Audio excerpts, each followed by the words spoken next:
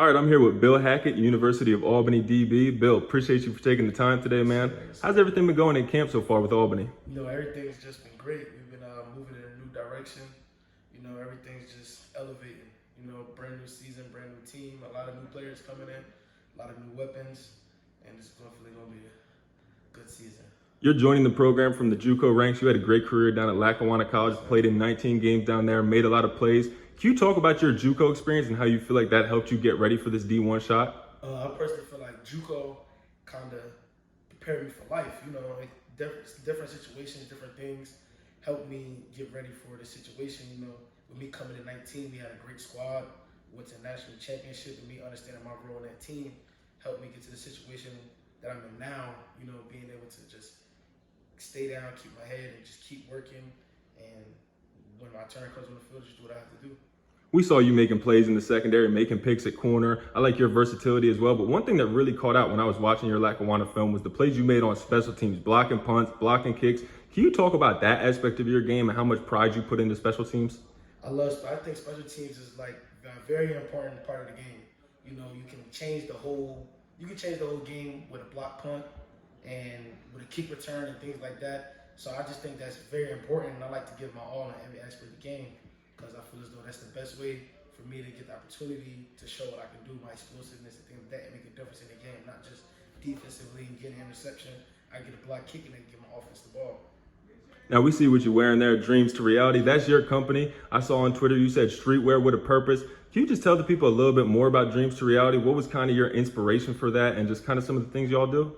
Okay, so Dreams to Reality, I created this brand while I was, because my story is kind of unique, but I always had dreams of playing Division I football.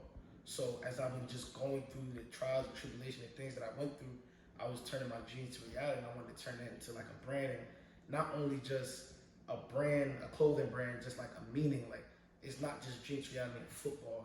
You can have that dream car, that dream job, and just being able to go get it no matter how old, no matter who you are. Now talk to us more about your story a little bit. What was it like for you growing up, playing football? Just can you kind of go through your past a little bit? So, like I said, my story is very, very, very unique. Graduated high school 2018.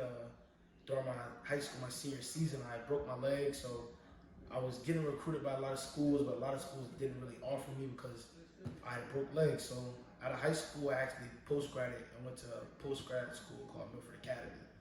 Out of Milford Academy, I had a few scholarships, but it's just I couldn't find my home, So instead of just settling for a certain situation where I knew I felt as though I wasn't going to be happy at, I talked to my uncle and my former teammate at high school. He went over to Lackawanna before me, Jair Brown. I talked to him, and we just felt as though that was the best situation for me to go because if I just needed to bet on myself. That's all they said. If you're going to bet on yourself, bet on yourself. And I did, and it worked out well. God blessed me, and I kept my head, and I just kept working. So I just stayed focused, and that's what led me to get here. So when you talk to young guys, young athletes, what's kind of your advice to them having taken that prep school route, Juco route, now you're here D1? Can you just kind of give some of the things that you would kind of say to young athletes for inspiration to them? I would tell the young athletes just to keep going, even if it looks dark. It's going to get dark sometimes. It's going to get dark. It's going like everything going against you. Just keep going. Stay firm in what you believe in. Stay true to your dreams. If you know that you're a Division I player, keep going. If you know that what you want to do is play football, keep going. Don't stop. Don't let no one deter you from that path. Hey man, I'd be remiss if I didn't ask. The person who introduced us, Coach Darvin Henderson, former Monmouth athlete, Playmaker Athletics was our coach. Can you just talk about him and the impact that he had on your life and how you kind of still use his motivation to this day? Yes, God bless. So Darvin was one of my first trainers. Darvin, when I went to my first ever, it was an NUC combine, and I met Darvin through someone I call my brother Devin. He took us to, because we don't, Mercer County, we don't really have indoor facility and things like that. Darvin was the first person to introduce that to us. He had us all go to Peak, and that's when I first met Darvin. He loved my energy, and he matched my energy. Not just people match my energy and love and knowledge for the game in that area. So it just instantly clicked. Me and Darvin just instantly clicked, and he provided me much knowledge of the game and openly. Him and his partner Quaheen Smith were the only reason that I even ended up at Milford Academy. So they kind of opened up my how can I say that? Opened up my mind to new things and new doors. And it's life out. It's not just football, you know. Darwin was like family to me. Different situations, different things that I was going through, he was there to help me through. You know, I didn't even go on college visits until Darwin introduced me and stuff like that. Darwin was the first person to take me on a college visit. He was the first person to put me through workouts to propel me to get to college. He was my first trainer to put me through DB drills, and he just implemented that hard work into me. And I still carry that today. I put Darwin on everything because he's just one of the main people that helped me maintain focus throughout my journey and things like that. He would call me every game. If he couldn't make it to the game, he'd call me. How'd I do? What's going on? What do I think I can fix for next game? Send me my film.